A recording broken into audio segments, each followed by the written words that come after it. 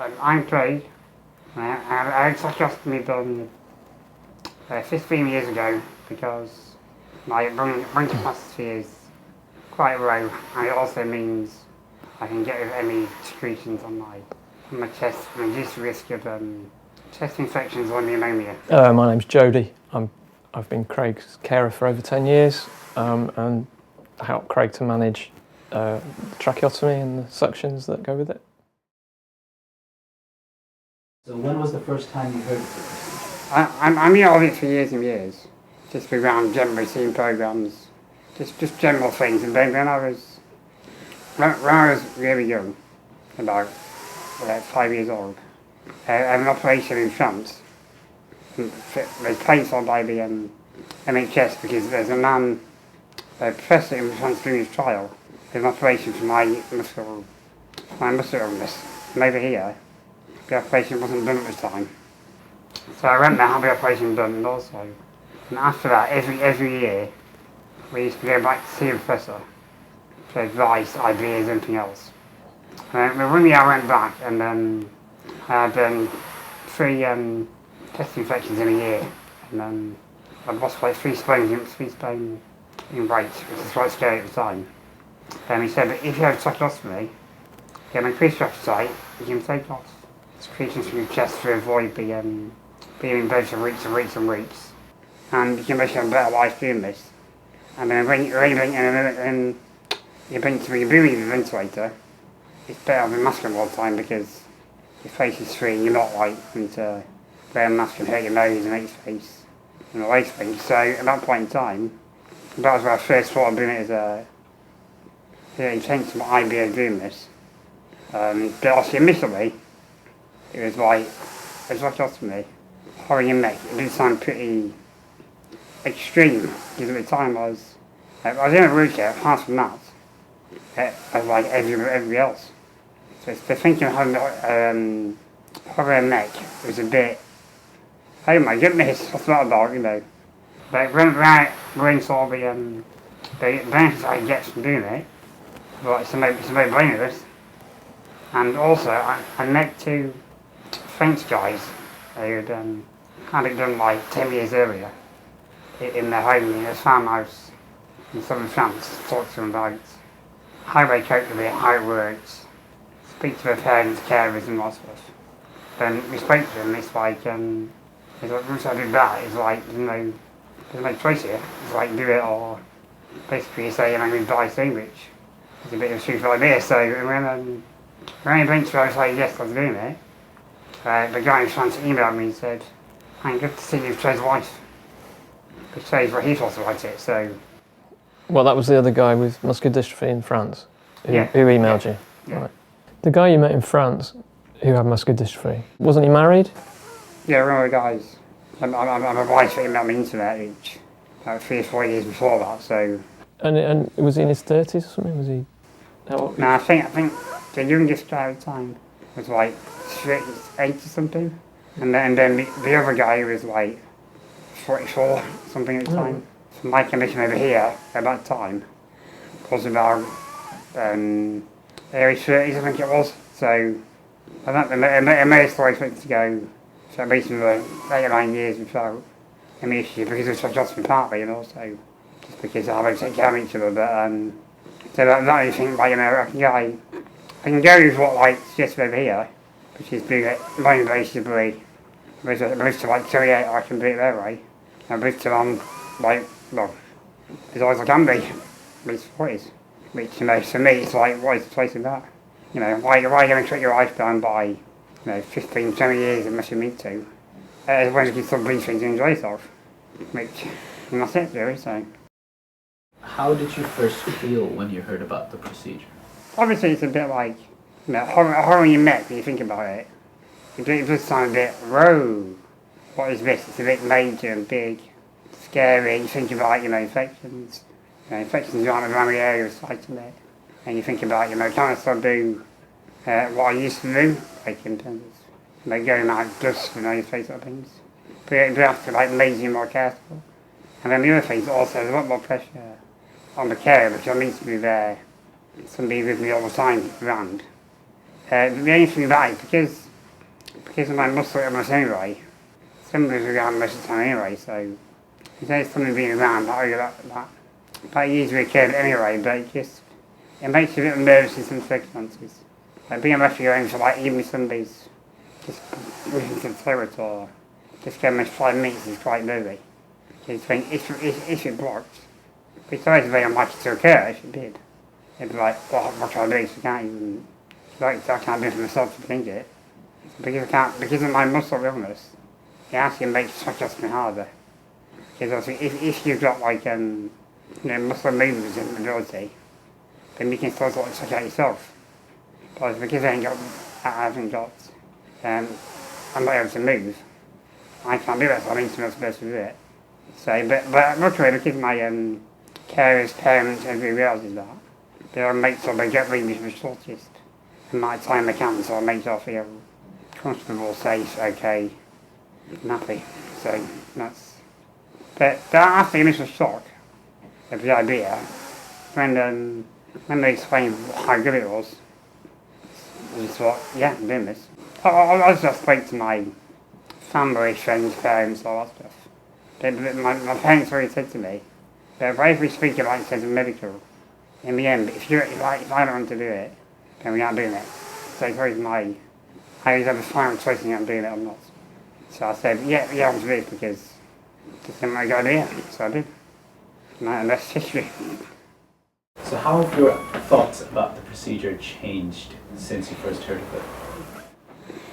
Although it sounds quite shocking, quite majorly hard work and complicated, the actual day-to-day looking after tracheostomy actually is pretty simple. So from my point of view, it's good as long as the person knows how to do it and all those things. And I feel comfortable when they're doing, then that's basically okay. But I think it's the question mark is about how the carer sees it is very quite important. I think you need to have confidence that the carer knows what they're doing, otherwise you might feel a bit at risk. But as long as when you take your time and explain it properly, then usually it works out okay. You talked about if it interfered with daily life, didn't you? Yeah. And I suppose the only time it would if you had a heavy cold, you have to do suction so frequently, then you're kind of stuck in then, aren't you? Yeah, it's just a bit of yes. But you're not bedridden. Yes. No, I mean, you're kind of stuck in front of the telly a bit, aren't you? And the suction machine's by your chair, and you just every few minutes you have to have a suction. I mean, that's the worst part, isn't it? That is true, but I think that is true. But the good part, like longer term, is that once because I can suck it off my chest. Yeah, because you can get rid of it. The cord generally goes quicker than it would be like nothing because I can't cough, so I can't cough it out. So it speeds your recovery, and because you're getting rid of the mucus off your chest, it avoids you getting a chest infection. Yeah, generally sounds, yeah. I remember you used to go to a children's hospice. What's it called? Martin House. Martin House, and you used to make you quite cross because there was some other young men there that suffered continually with chest infections, and it's like you could see that would be you if you didn't have the tracheotomy. Yeah, a lot of people have the same condition I've got, in bed for like 3 or 4 weeks a year at least every year. Going to to hospital all the time, and in bed I was dying, literally dying. Which I kept trying to tell these guys to make sure of this. But because at the moment as it stands, generally consultants for my muscle related condition won't tell you that you can have tracheostomy, which takes away a lot of the issues that they take a bit. Which to me is very frustrating because it could make these muscles have very better lives than they're getting now. And live a lot longer and literally have better lives altogether. I just think everyone's got a chance of the best life that they can. And that's just I think a human right, every case it is. So day to day it means you say you improve your appetite, so you can eat more. Yeah, day to day, yeah. And then you get out quite a lot. Much as I can do. So, and you don't think that would have happened if you didn't have the tracheotomy? If I didn't have the tracheotomy, I think I'd be dead, to be honest. So I think I died maybe a long time ago. Okay, so it means you can get out, and we do suctions on the fly, don't we? So Yeah, in the vehicle and in the vehicle. in the back of your van or in a disabled toilet, and yeah, it's just routine. And occasionally outside. yeah, occasionally if we're yeah. We do try to avoid that, but Try and find a quiet corner, so that you're not upsetting people by it. But I don't know. Yeah, so you go out. Yeah, you go out. You've travelled, haven't you? Yeah. You've yeah. Yeah. Why did you need a tracheostomy? Well, because I've got BCM muscular dystrophy, which is a muscle wasting condition, but over time your lungs get weaker and weaker. And obviously at a certain point, obviously tracheostomy means that you can get the air into your lungs a lot easier, a lot better. I mean, it takes away the gap between your nose and mouth down to your chest, so you get somebody taking away a massive gap in your airway you don't need. So you're not wasting the air using it all and all stuff. And also, but that's one thing, but also it's really reflective. When I started getting a lot of colds in the same year, over and over again, I'm losing lots of muscle weight, so it's a combination. So the reason's a combination of, my lungs are getting weaker, which is one thing. Obviously, trying to reduce the risk of pneumonia or chest infections, so that's the second reason. And also, it's supposed to, because of getting a increased appetite slightly, which then save me getting pain, which would be a right nightmare to do. So it's a combination of those three things is why I'm burned, but and also eventually when you're doing ventilation, you can go in for your neck rather than a mask for your face, which will then down your nose and face. Well, also, it can't be nice wearing a mask all the time. It'd be awful. You can't see any properly, you can't. You just feel like you're separate from life in some ways. I don't feel like a bit like I'm a master all the time. I feel a bit like Darth Vader. I feel a bit disconnected, a bit separate, a bit like an alien. I'm not sure. I don't feel like I'm more person. So the basic thing is, how can I make it best to make my life do what I want to do? And that's it, really. We've got a mask, haven't we? Because you use it when you transfer into the bed and doing variant dressing and stuff. It's easy to have a mask, isn't it? Yeah, I use a mask just when I'm getting dressed and getting organised, because otherwise tracheostomy will pull in my neck all the time, that make it sore. So, but that's only very minimum amount of time over all day. So it's probably like maybe an hour and a half to 2 hours maximum a day, just because I'm turning over and rolling and that. So it's right in my face, yeah. So also you're wearing this like that all the time with ventilation. I can't make anything worse than this than that. So, but obviously that cap goes down over the head. Back. But yeah. So that's a major future factor, like future-proofing why you do tracheostomy around the girls. What did it feel like after you had the procedure immediately? I must say, 15 years ago, I can't exactly remember, but I know it's quite nerve-wracking, a bit scary. Because it's like a new thing, and you think of what might go wrong, what happen. And then obviously initially, when I first had it done, because of my tracheostomy tube had a cuff on it, I actually couldn't speak for the first 3 days, which was a bit nerve-wracking. But the worst point about it was when I started doing it, but after about 3 days, 3 or 4 days, they make you drink this coloured dye to make sure that it makes sure your food part isn't going to your lungs. But that testing that, drinking that record scares me ever. Thinking it please could do what I should have done luckily. Luckily it's all fine and didn't do that. I was okay, but the feeling itself, I can't actually remember. But it's just more nerve-wracking yes, I'm not really exact, I can't really remember.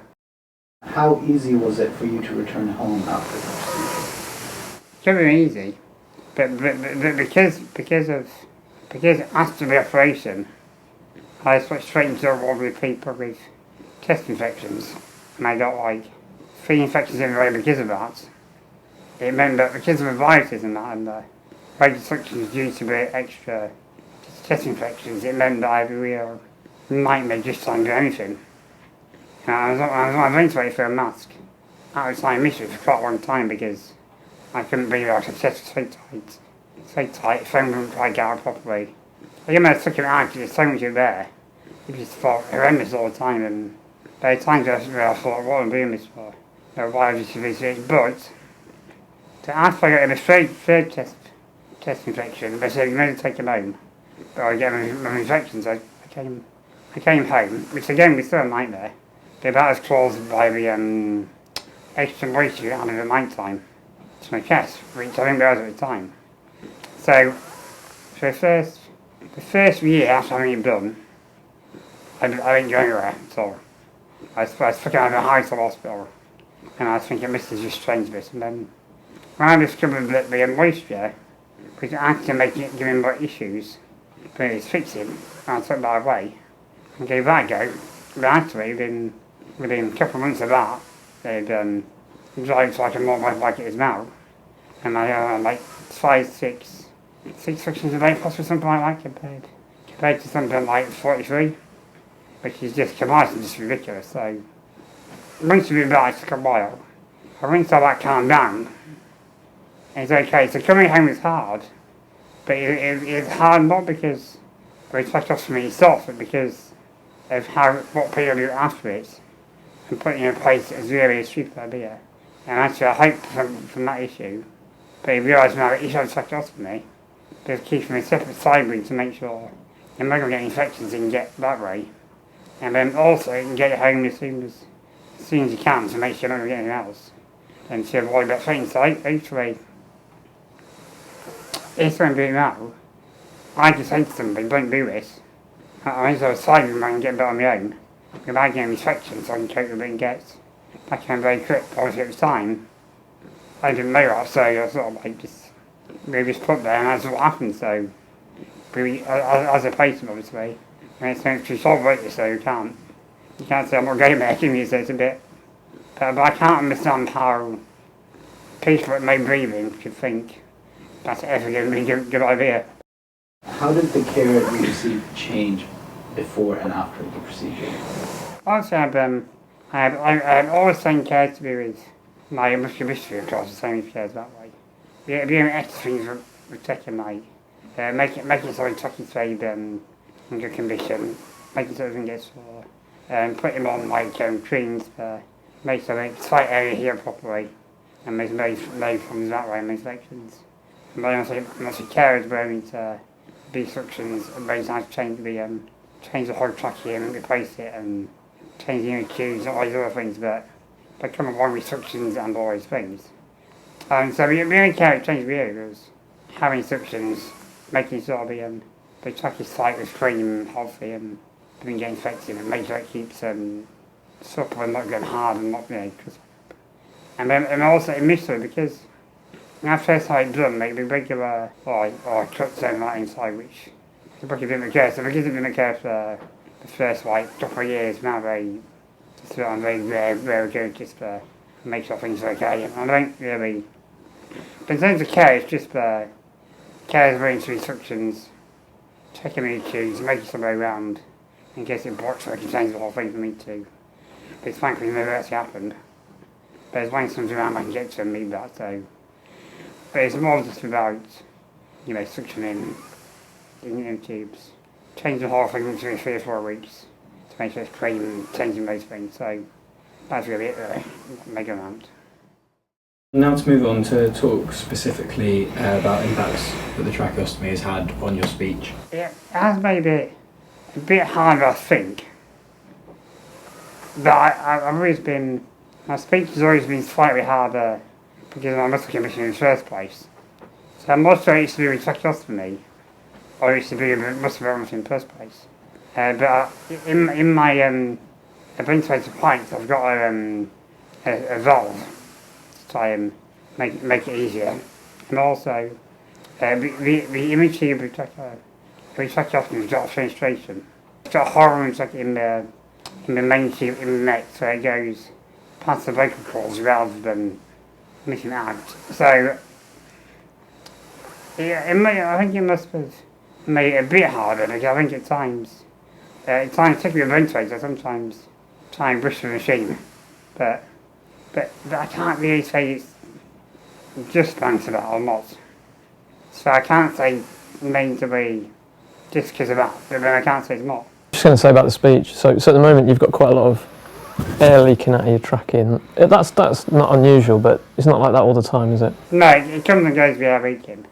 But also so that's quite loud for you, is it? Yeah, I can always hear the air around the trachea leaking a little bit, but then because you can't see it on, there's no way of avoiding that just from those unfortunate bounce over it. And so the only two main issues with the tracheostomy and the air coming through, yes, occasionally you hear the air coming through, which you really used to for a while, which is a bit frustrating, we're really used to it. That bit. And the other thing is occasionally there's some secretions that leak out outside the gap of the tracheostomy. So that's frustrating, but it's, behavioural scheme of what I do it for, then I'd rather take that than what I was last time I got. So it's worth that slight sacrifice, a tiny one, to give me the life I've got now. So it's right worthwhile. There's no the slight downside I've got from that is so recent compared to what the other downside would be. And I've been done. There's no comparison in that way. I mean, I can hear now that with every breath of the ventilator, your kind of speech goes in spurts, doesn't it? And then there's a break. Yeah. So it kind of fits in. Yeah. And sometimes if you're really desperate to say something, you have to squeeze it into that period. So and that period of time that you. With the ventilator, you need to be careful. But I need to be careful I don't try and briskly breathing rather than breaching the gap.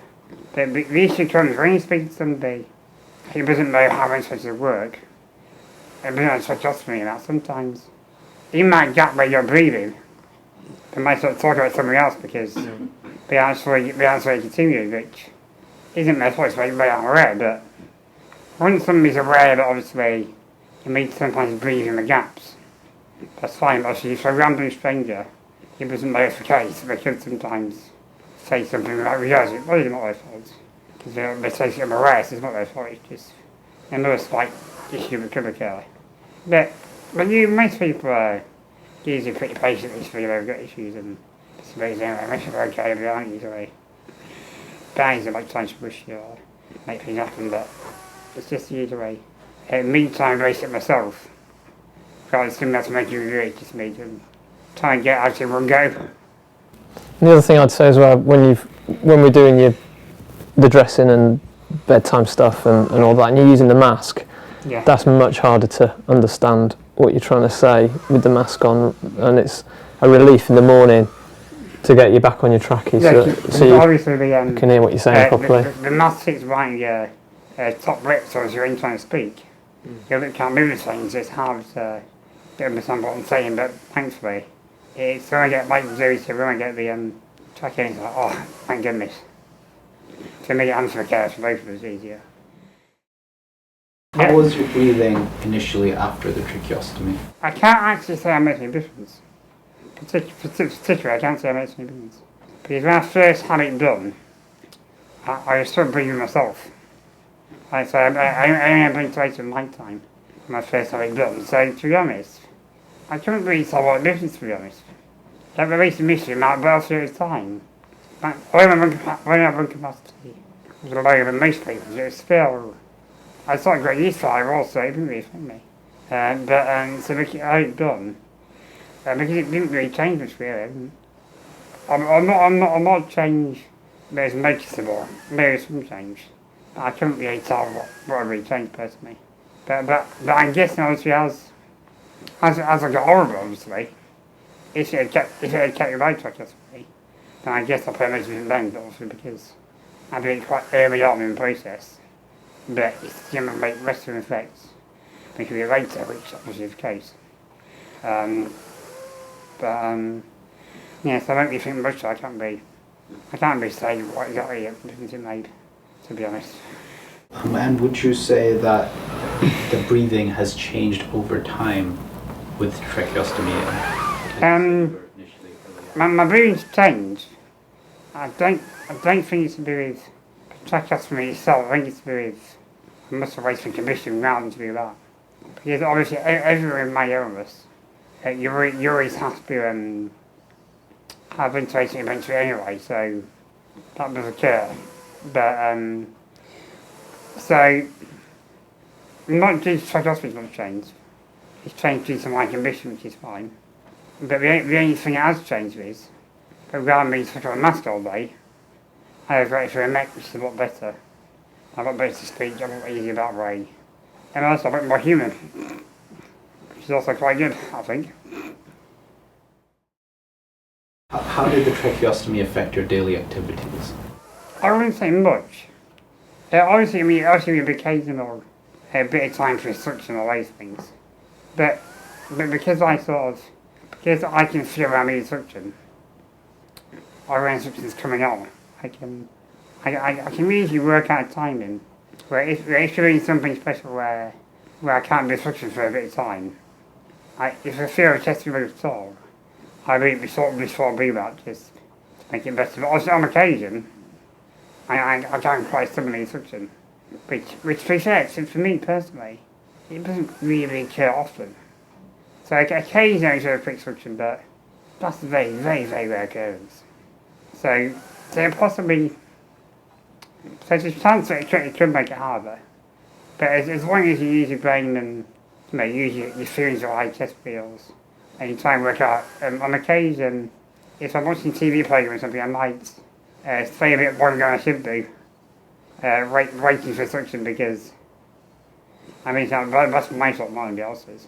But so sometimes I do a quick instruction then, because I've waited so long to do it, but that's because I'm ready to watch something or, particularly things like football and things like that. I watching live football game, but miss half a game because of it, so it's I try to push it on a bit longer. But even then, the times that I wait too long is a very rare occurrence usually, so it's not a big.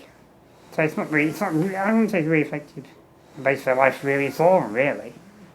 Apart from the occasional structure which, is bound to make an effect, which obviously is the case, so. Have you had any problems with the tracheostomy so far? Problems? I wouldn't say I can't think of any issues that cause just like that, no, but the issue is, it's not too much a major issue, but because it's a hole in your neck, and obviously it shouldn't be there, every so often it starts itching because the neck's trying to heal.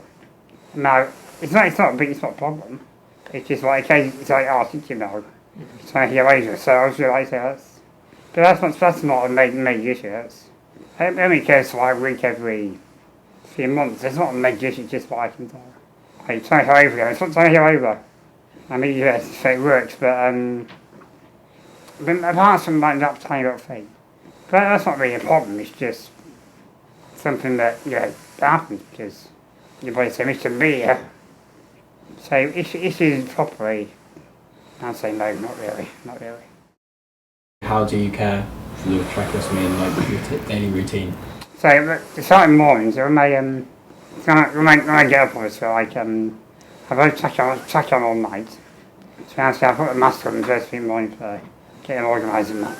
So occasionally, I put on Vaseline on the trachea, on the trachea site, morning or evening, just to try and make sure it's not sore or anything else. And take any scabbing this sort of here for the night, which is very tiny where it's nothing much. You must get careful about make cut it by doing it. But a bit of Vaseline morning and night is anything big really. That's anything really that sort of care. Also, instructions during the day, then a bit. Changing the tube, changing the tube. Once every 3 or 4 weeks, I change the whole tracheostomy tube to a new one, to really clean my sort of stuff. Doing that. So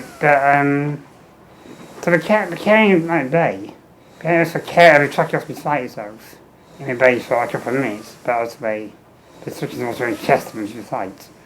But so it's not a lot of, it's not much extra time really, because I take time to get early anyway because of my muscle condition, so it's not really, I have much more time really. I've been a carer for Craig over 10 years, so 12 years. Oh God. Yeah, sorry, go on.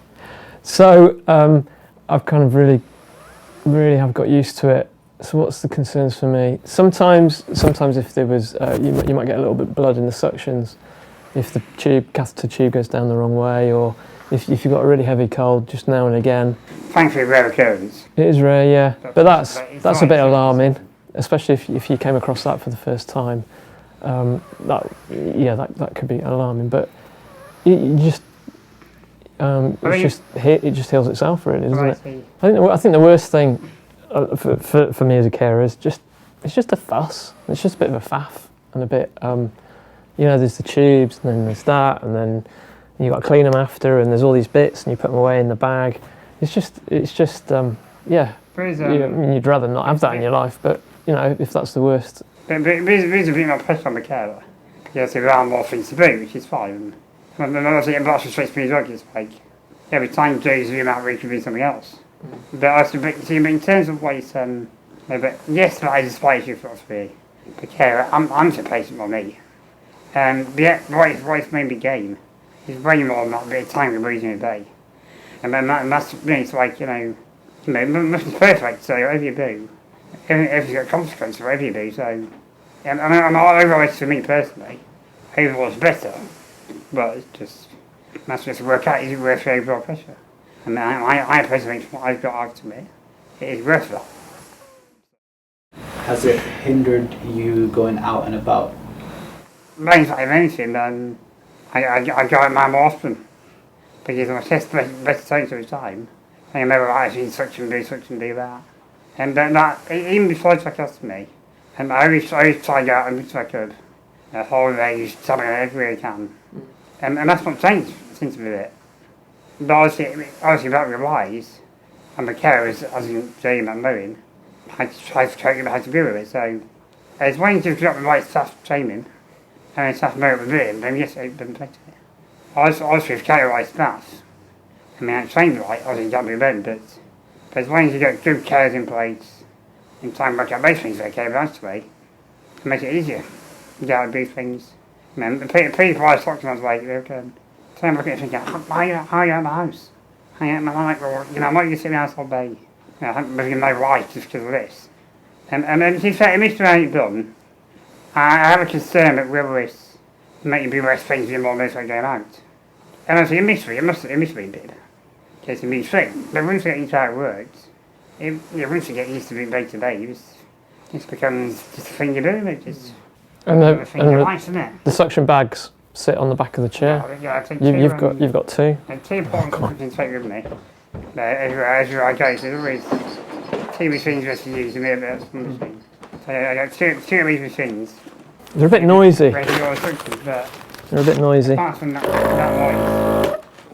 from that then we do that in bathrooms and on the van, and away from people. So, but it's not really. It's not spot it. You just got to make you take all spares with your machines, suction catheters. And as long as you do that and make sure it's not with you, then it works fine. Well, recently I went to France, 2017. France, Belgium, bit of time in Kent. I've heard of Ireland. Yeah, so flying's an issue, isn't it? Because the batteries for your ventilator and suction machine and everything. But you've gone on cruises, haven't you? Yeah, flying's a bit of an issue, but you could do it just for the cost of doing it is so high, and the hassle. But more the issues are caused more by a wheelchair rather than by tracheostomy itself. So it's not tracheostomy. It's more my wheelchair, my other condition. That's causing that. But I've been cruises. Trying to cruise down to Portugal, Spain, France, and that area. That's really nice.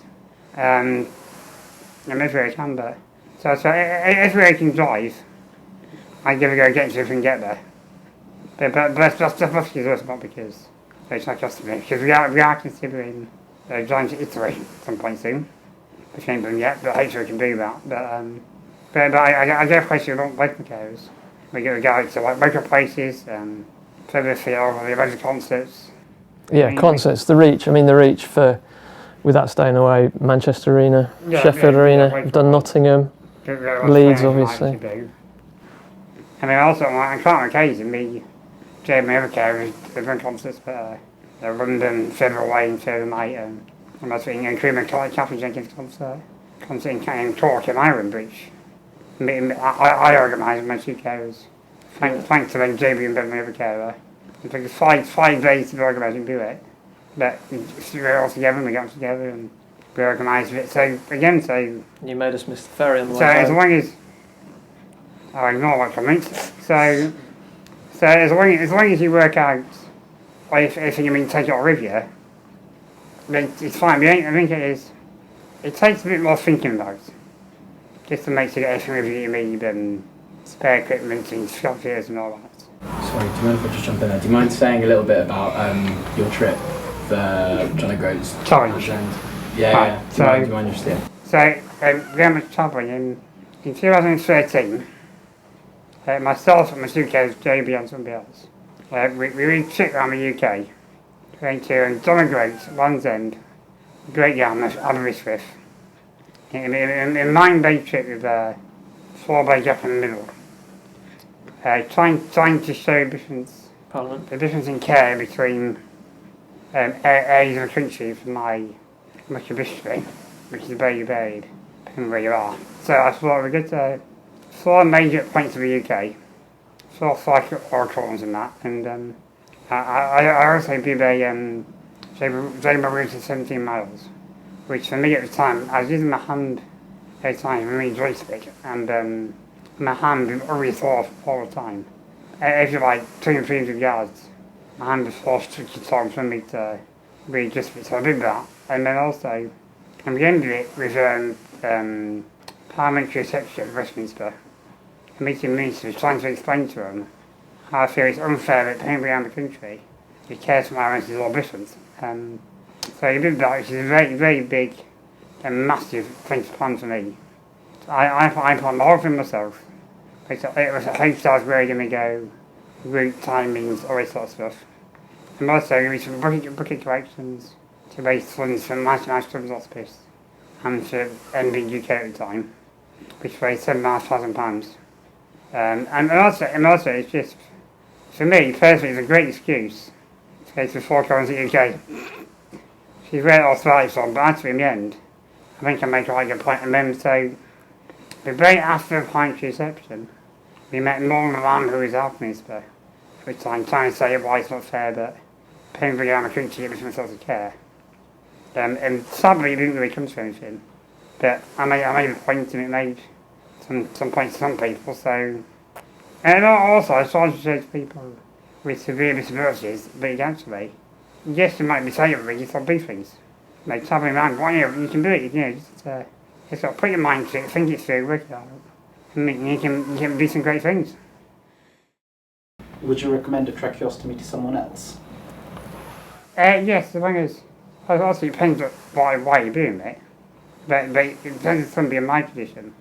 I'd say straight away, don't try it. Don't even think about it, just what it is. As long as you've got good carers in place, which is the only concern. Apart from that, if you want to live a good life, do things, go out and do things.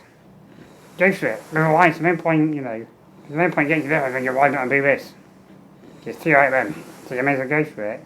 So, and I might have already said in worst case scenario, where it's not recommended, you can always cover it over, worst case scenario.